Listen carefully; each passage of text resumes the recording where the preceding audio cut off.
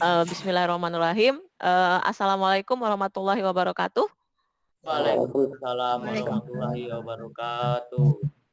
Selamat pagi semuanya, Irwan, Indah, Sawal, sama Restu. Pagi, Pagi. Bu. Apa kabarnya hari ini? Alhamdulillah baik.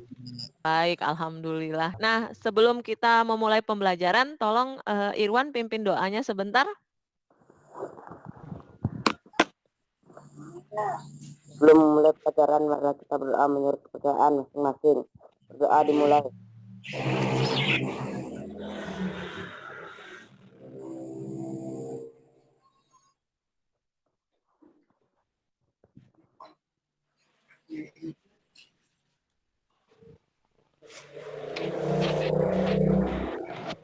Baik.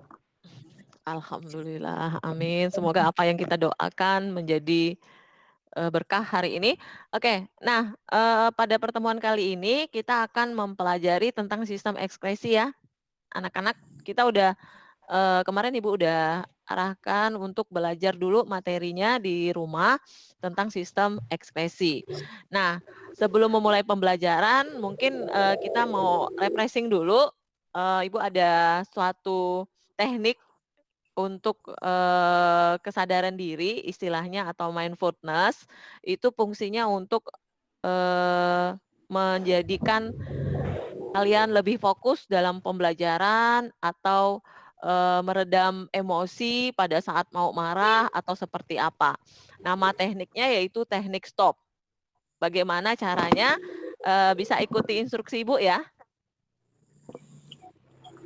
Ya, Bu. ikuti instruksi Ibu? Oke. Nah, teknik stop yang diawali dengan yang pertama kalian pada saat tidak fokus di dalam kelas atau pada saat tidak fokus pada suatu kerjaan, semua kalian stop dulu pekerjaannya. Jadi misalnya pada saat mengerjakan tugas, bingung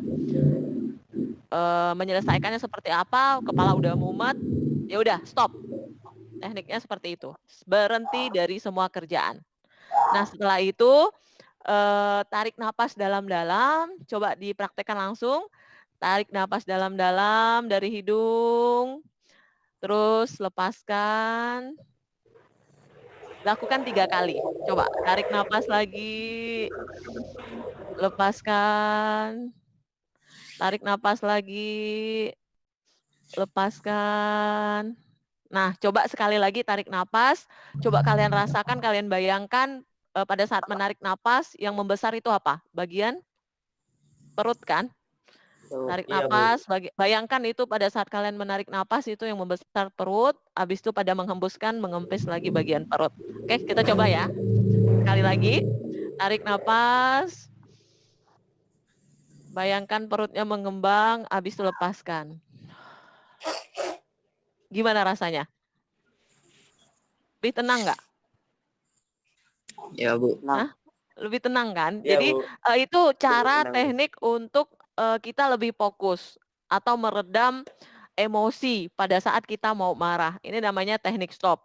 Setelah itu tadi pada saat Ibu bilang kalian suruh merasakan perutnya membesar pada saat menarik nafas, itu kalian membayangkan mengamati perut, mengamati, merasakan segala yang kalian lakukan itu dirasakan dengan hati.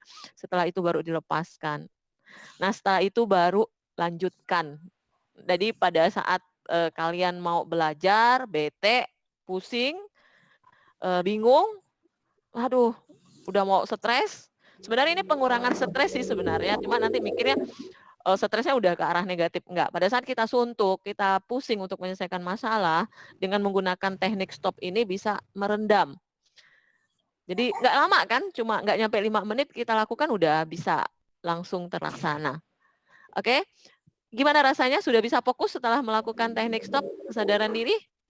Bisa. Bisa. Oke, nah sekarang yang kemarin Ibu sudah jelaskan pada saat materi sistem ekspresi ini tujuan kita yaitu yang pertama setelah membaca atau mempelajari sistem ekspresi, kalian dapat menyebutkan organ-organ ekspresi yang ada pada tubuh manusia. Yang kedua, fungsi ekspresi fungsi ekspresi manusia itu apa sih? Yang ketiga yaitu mengidentifikasi kelainan dan penyakit pada sistem ekskresi. Yang keempat, tahap proses pembentukan urin. Sekarang tahu urin apa? Udah tahu belum? Urin itu apa sih? Ayo, urin itu apa? Yang antri. Iya, jangan takut-takut Sawaludin. Iya, air kencing. Jadi itu urin, itu salah satu zat yang harus dibuang dari dalam tubuh kita.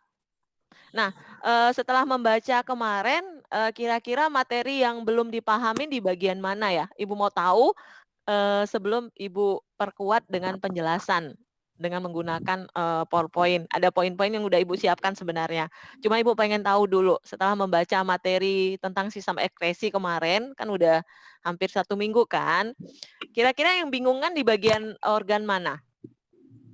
Ada beberapa organ yang berfungsi untuk, seperti ini aja dulu. Apa itu sistem ekskresi? Garis besarnya saja. Kalau bernapas kan kemarin kita sudah belajar kita membutuhkan oksigen dan mengeluarkan karbon dioksida pada sistem pernapasan. Jadi sistem pernapasan itu adalah sistem yang ada di dalam tubuh kita yang membantu untuk kita mendapatkan oksigen. Nah, kalau untuk sistem ekskresi secara garis besarnya tadi udah Sawaludin bilang, mengeluarkan urin dari tubuh. Urin itu apa? Air kencing atau buang air kecil. Nah, itu kira-kira kenapa harus dikeluarkan? Kenapa nggak disimpan saja di dalam tubuh? Ada yang tahu? Restu, Indah, atau Sawaludin, atau Irwan? Kenapa air urin itu harus dikeluarkan dari dalam tubuh? Kenapa nggak disimpan saja? Kan sayang nih. Ada yang tahu? Harus dibuang. Kalau disimpan bukan penyakit, Kalau disimpan? menyebabkan penyakit. Iya, benar. Restu bilang. Ya, jadi berarti sistem ekskresi kan kita Restu sudah bilang urin itu harus dikeluarkan. Kalau tidak dikeluarkan menyebabkan penyakit. Berarti sistem ekskresi itu berkaitan dengan apa di dalam tubuh manusia, di dalam tubuh kita? Tugasnya secara garis besar.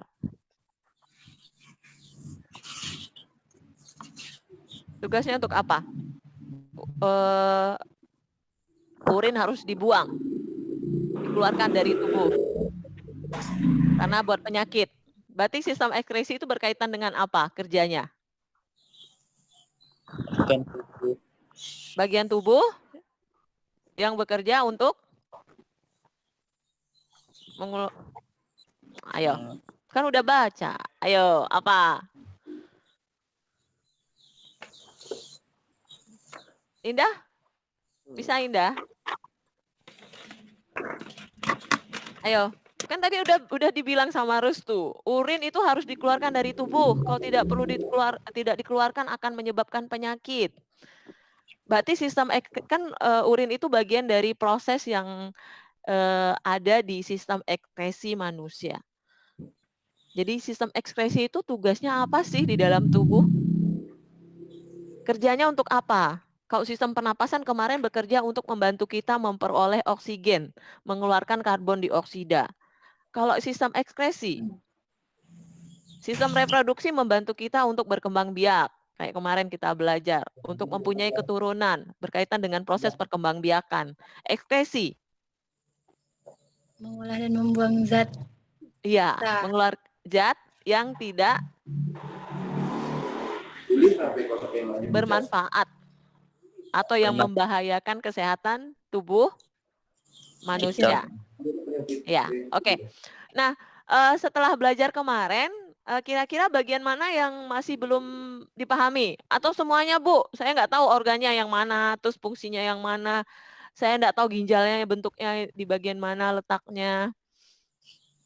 Ada yang perlu Ibu jelaskan secara detail di yang kita bahas di kelas sekarang? Sawaludin bingungnya di mana? Setelah belajar tentang sistem ekskresi. Atau Restu atau Indah? Yang bingungnya di bagian mana? Bu, saya masih bingung di proses pembentukan urin. Udah paham belum prosesnya? Belum. Belum. Bu, saya enggak tahu organ ekskresinya apa. Ya, saya enggak tahu. Oke, ya udah. Berarti masih belum paham semua materi ya? Ya, Atau Bu. sudah tahu? Mungkin oke. Nah, kalau seperti itu kita bahas saja ya. Ibu share screen. Kita bahas sebentar, ada 20-an slide. Nanti Ibu coba dulu, Ibu share screen.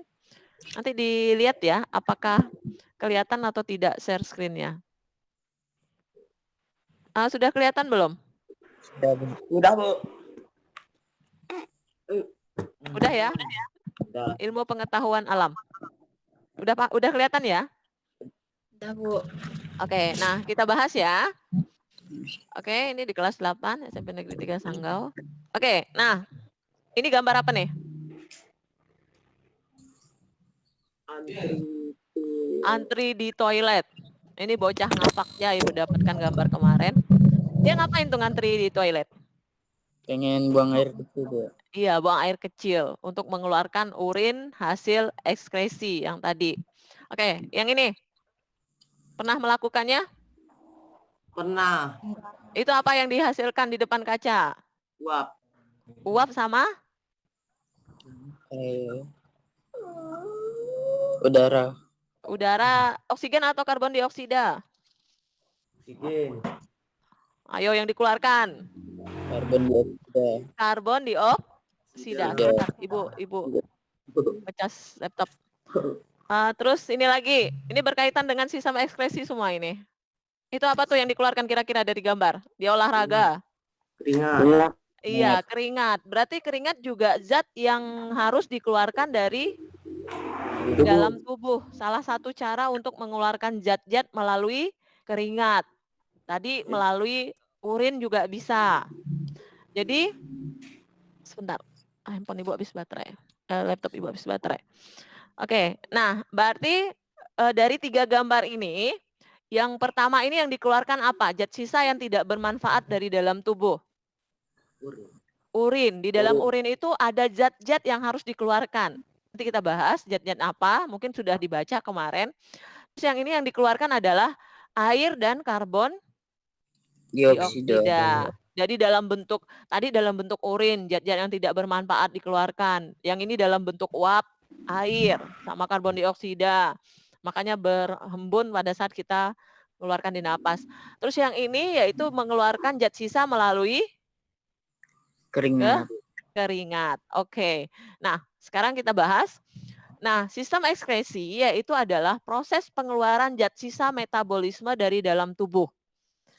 Jadi secara garis besar sistem ekskresi itu tugasnya untuk mengeluarkan zat sisa. Bu, kalau tidak dikeluarkan gimana? Kalau tidak dikeluarkan itu akan mengefek tidak baik untuk tubuh kita. Sistem ekskresi pada manusia itu terdiri atas yang pertama ginjal.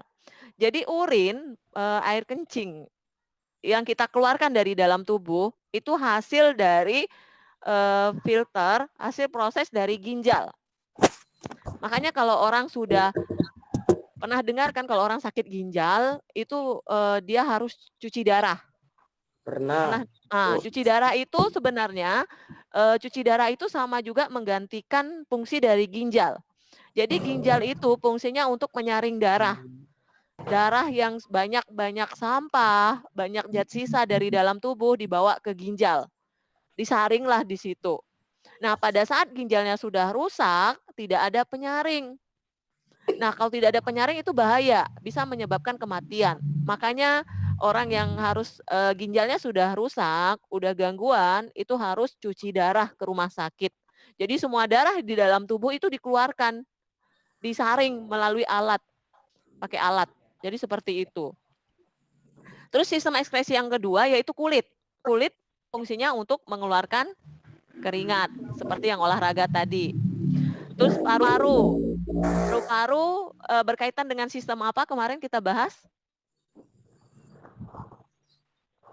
Paru-paru organ berkaitan dengan apa? pernapasan. Iya, sistem pernapasan. Sistem pernapasan juga dia dapat fungsi, dapat tugas, yaitu mengeluarkan karbon dioksida dan air sebenarnya, uap air juga. Terus hati itu adalah mengeluarkan zat empedu. Tapi kalau hati dia tidak ada organ khusus untuk mengeluarkan, jadi dia zat sisanya nanti akan dikirim ke ginjal. Zat sisa hasil proses di hati itu dikeluarkan bersamaan dalam bentuk urin. Oke. Nah, sekarang sebelum Ibu akhiri pembelajaran materi hari ini, tadi mengapa kita dilarang menahan buang air kecil terlalu lama? Coba kira-kira. Sakit, Bu. Bisa menyebabkan sakit, Bu. Ntar ada temanmu yang mau masuk kayaknya. Restu. Masih layar Ibu masih ya? Bisa menyebabkan penyakit. Kira-kira penyakit apa? Ginjal. Batu ginjal. Oke, benar. Berarti udah baca bukunya ya. Jadi sudah paham organ-organ ekskresi pada manusia apa saja? Ada ginjal, terus apa lagi? Kulit, jantung, Kulit, Paru-paru. karbon dioksida, paru-paru, zat warna empedu.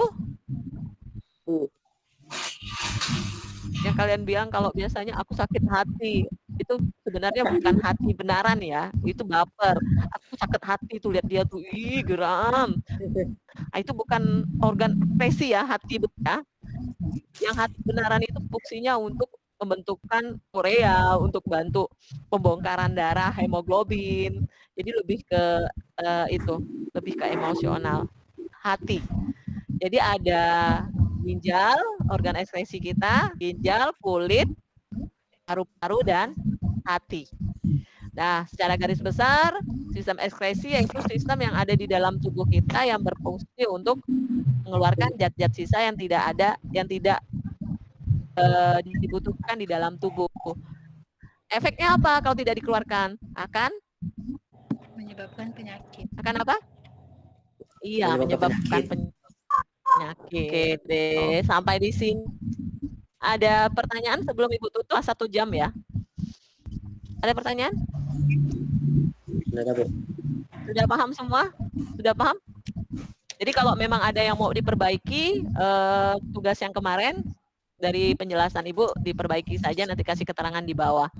Oke, Ibu akhiri pembelajaran hari ini. Wassalamualaikum warahmatullahi wabarakatuh. Waalaikumsalam warahmatullahi wabarakatuh. Oke, terima kasih atas kehadirannya ya. Thank you. Bisa di-live. Izin masuk YouTube ya nanti ya. Oke, terima kasih. Ya, Bu. Dadah. Nanti Ibu absen. Ibu absen manual saja. Oke, udah bisa di-live. Terima kasih ya. Makasih Indah, Irwan, Sawal, Restu, Sandy. Waalaikumsalam. Ya, Bu.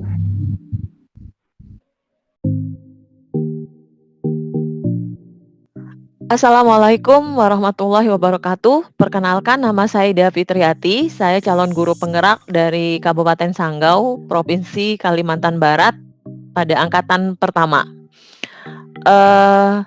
Saya sangat bersyukur sekali diberi kesempatan untuk mengikuti pendidikan guru penggerak, karena dengan pendidikan ini saya dapat lebih mengenal tentang pembelajaran berdiferensiasi dan pembelajaran sosial emosional. Jadi 2 pembelajaran ini baru saya dapatkan dan baru saya kenal di pendidikan guru penggerak saat ini. Jadi adapun yang saya dapatkan dari awal proses pembelajaran di modul, terus dari elaborasi bersama fasilitator dan instruktur dan teman-teman calon guru penggerak yang lain, saya lebih mengenal bagaimana cara mendesain pembelajaran yang dapat memenuhi kebutuhan murid. Yang saya syukuri dari proses pendidikan guru penggerak ini, saya bisa tahu bagaimana merancang pembelajaran yang dapat memenuhi kebutuhan belajar murid. Karena dalam satu kelas itu murid kan tidak semuanya sama sifat, hobi, profilnya. Nah, dengan saya mempelajari tentang pembelajaran berdiferensiasi, saya baru paham bagaimana merancang pembelajaran yang dapat memenuhi kebutuhan murid. Nah, di modul pembelajaran berdiferensiasi inilah saya mengenal ada 3 aspek kebutuhan murid yang harus diperhatikan dalam perencanaan pembelajaran. Yaitu yang pertama yaitu kesiapan belajar murid. Apakah murid itu bisa cepat memahami pembelajaran atau bisa lebih lambat, atau dia masih kemampuannya masih berpikir konkret atau sudah bisa abstrak. Jadi dari kesiapan belajar inilah kita sudah harus mengenal murid. Terus yang kedua aspeknya yaitu minat belajar. Jadi dalam merencanakan pembelajaran juga ternyata minat belajar juga dianalisis atau dipertimbangkan untuk melaksanakan suatu pembelajaran di dalam kelas. Yang berikutnya aspeknya itu adalah profil belajar. Jadi saya baru benar-benar mempelajari lebih dalam ternyata untuk mendesain suatu pembelajaran juga kita harus tahu bagaimana profil belajar murid yang akan kita ajarkan atau murid yang akan mengikuti pembelajaran kita di dalam kelas. Nah, 3 aspek ini akan kita dapatkan dari proses diskusi bersama teman-teman calon guru penggerak dan fasilitator dan instruktur. Bisa kita lakukan tes pada awal mulainya kelas di setiap materi. Jadi kalau kita sudah tes kemampuan awal murid pada materi tersebut seperti apa, kita akan lebih mudah untuk merancang pembelajaran. Nah, di proses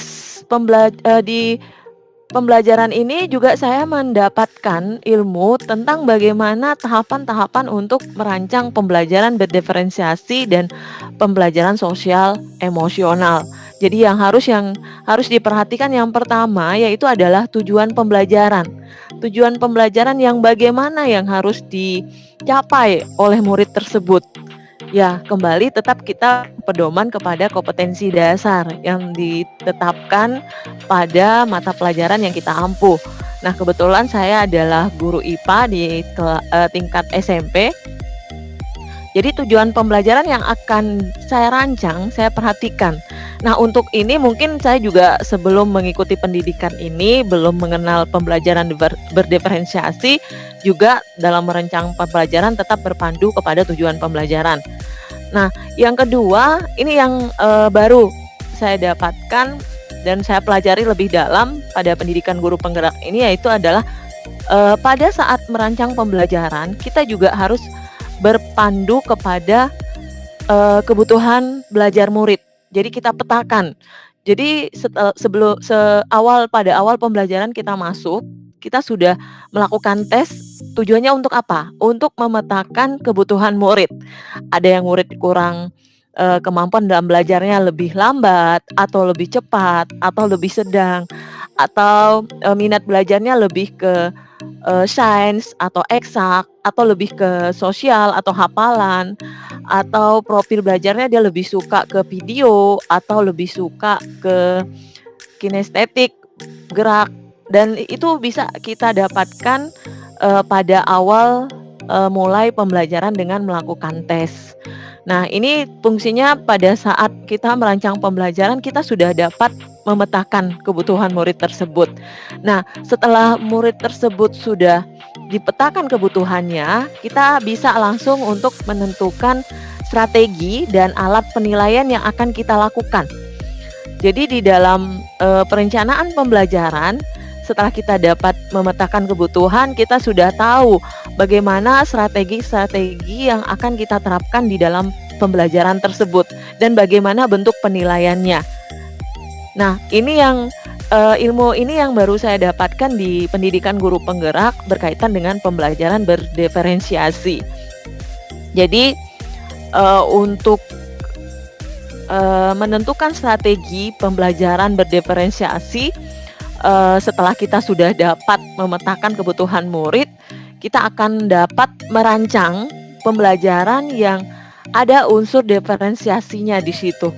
Nah, jujur selama ini saya merancang pembelajaran sesuai dengan lurus-lurus saja, ada tujuannya, ada tahap kegiatan intinya, ada kegiatan awalnya, kegiatan akhirnya, tapi tidak terlebih detail berpikir bagaimana memenuhi kebutuhan tersebut. Nah, dari pendidikan guru penggerak ini, dari modul pembelajaran berdiferensiasi dan sosial emosional inilah saya baru dapat mengetahui bagaimana kebutuhan murid itu sangat diperhatikan dalam RPP yang kita gunakan untuk melakukan pembelajaran di dalam kelas.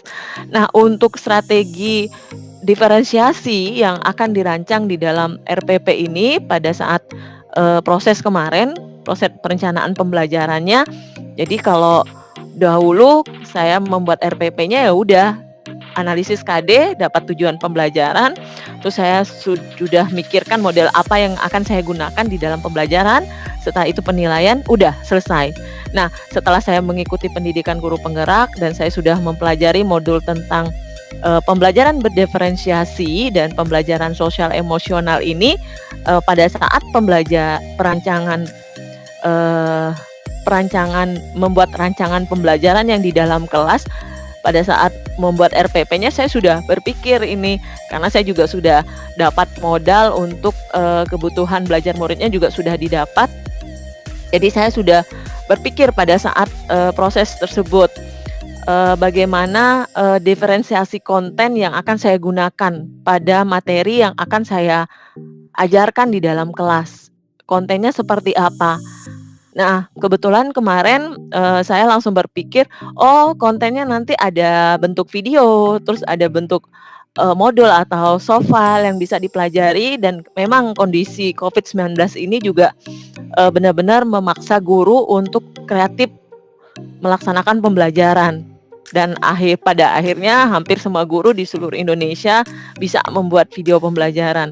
Yang kedua yaitu kontennya dalam bentuk PDF, memfasilitasi murid yang belajarnya suka membaca. Terus yang kedua yaitu pada diferensiasi proses.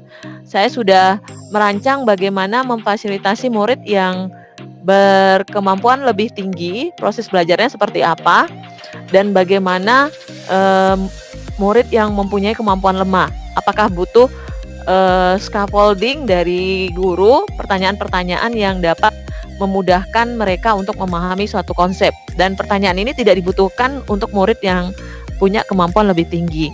Nah, yang berikutnya yaitu yang ketiga, yaitu pada saat penilaian. Diferensiasi yang saya buat kemarin yaitu saya sudah berpikir produk seperti apa yang akan dihasilkan oleh murid untuk mengetahui dia sudah paham konsep ini. Nah, kemarin saya merancang ada 3 pilihan produk yang dihasilkan murid. Yang pertama yaitu dalam bentuk poster. Itu produk penilaian yang dihasilkan murid yang suka menggambar. Terus untuk yang murid suka editing video, tugasnya membuat video. Nah, murid yang suka cuma buat rekaman juga penjelasan yang tugas yang saya berikan dalam bentuk penjelasan. Jadi yang kemarin pas kebetulan saya merancang yaitu murid menjelaskan tentang cara menghindari atau menjaga kesehatan sistem ekskresi sistem ekskresi manusia. Jadi ada 3 bentuk produk yang dihasilkan. Nah, diferensiasi inilah yang tidak pernah saya buat. Dulu waktu saya belum kenal pembelajaran diferensiasi, produk yang dihasilkan sama. Ya kalau emang buat poster, semua murid buat poster.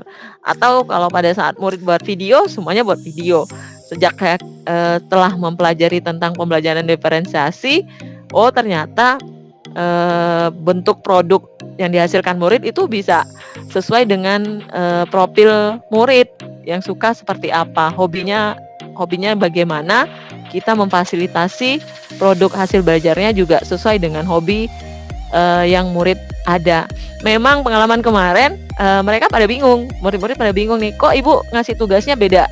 Ada yang bisa buat poster, buat video, sama rekaman. Dan saya langsung bilang, terserah, ini memang pembelajaran yang berbeda. Pada pembelajaran ini, ibu lagi baik hati, ibu akan membebaskan kalian mengerjakan tugas sesuai dengan hobinya.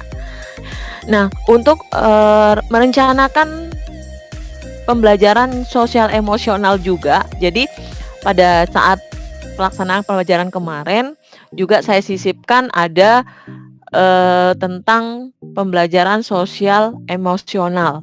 Jadi di situ saya mengarahkan kepada murid untuk melaksanakan proses teknik kesadaran diri atau pengelolaan diri dengan teknik stop yang bisa mengelola emosi dan dapat membuat mereka fokus. Jadi teknik stop ini merupakan salah satu unsur dari proses sosial emosional yang dapat membantu murid pada saat mereka sudah suntuk melakukan mengikuti pembelajaran, atau pada saat emosionalnya sudah mau marah atau sudah mulai stres dengan pembelajaran yang telah mereka jalani.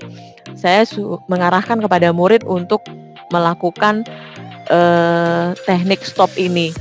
Jadi kemarin juga pada saat saya melakukan, saya bimbing mereka, dan hal ini saya arahkan bahwa teknik ini cuma tidak sampai 5 menit, tetapi bisa mengembalikan mood belajar kalian.